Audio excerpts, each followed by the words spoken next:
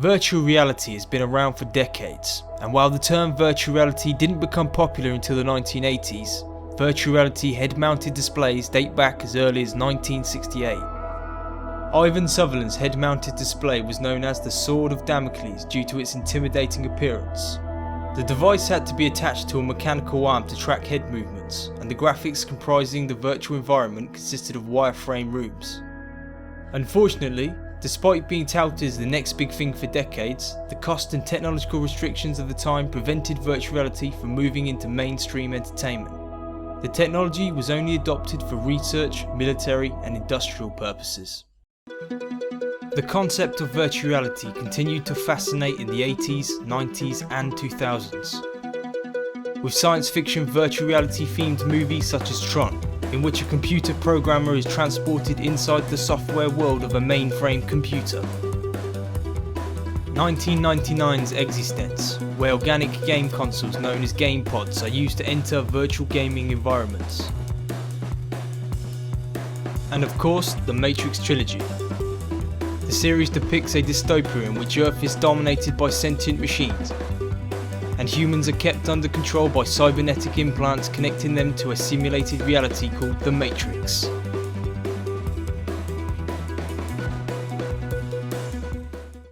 Like these Hollywood movies, many have considered the idea of entering an immersive virtual reality that only of science fiction.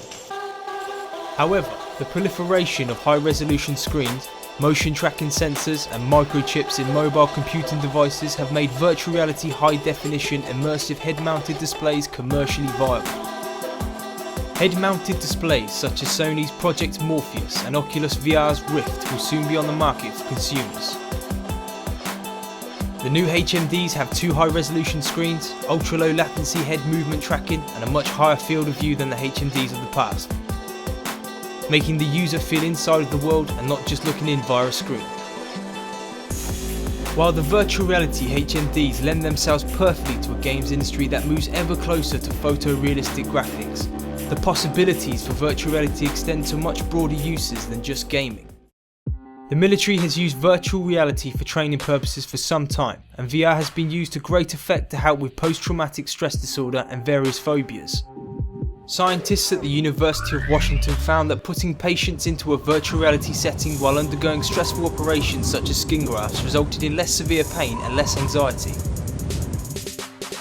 Recently, Topshop used virtual reality to give fans of the brand the chance to view a London Fashion Week event from a front row seat using Oculus Rift.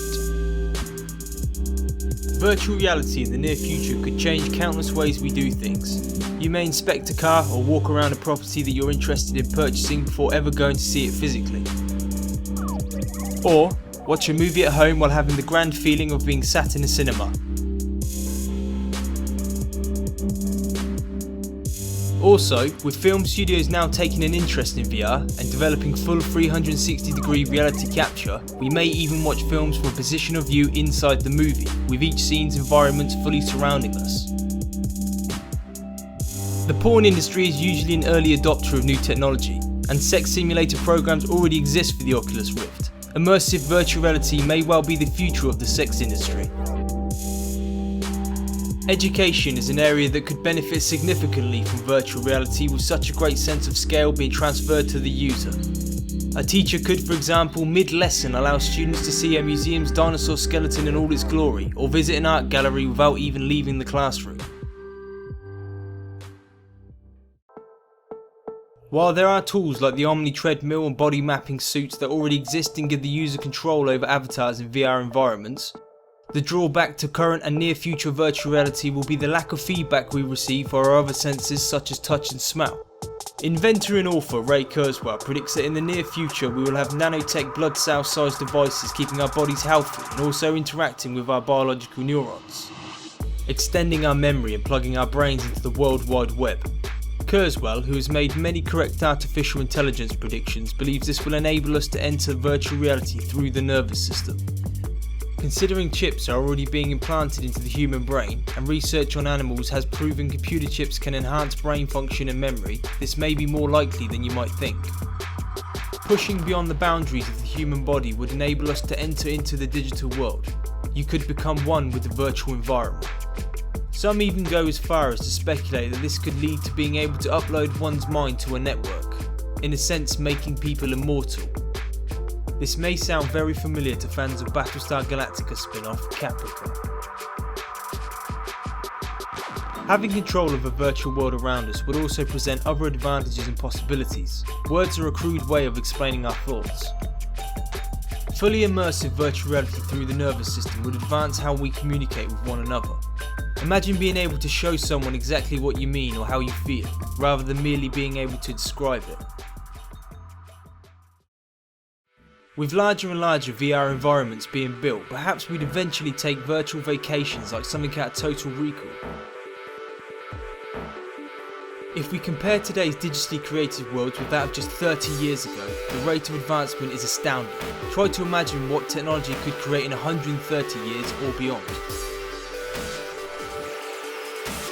Perhaps the only way to experience our planet from a past time will be through virtual simulations, enabling us to, in essence, time travel.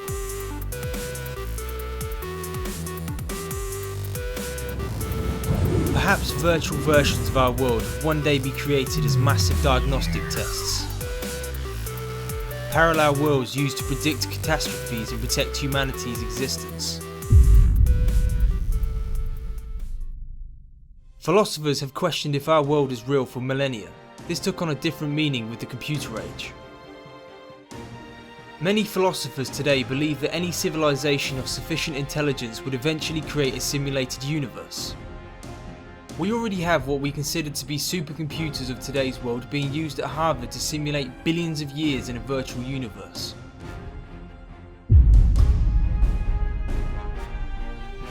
If civilizations become advanced within simulations and in turn make their own simulated worlds, then mathematically the chance of our world being the real one actually starts to look pretty unlikely.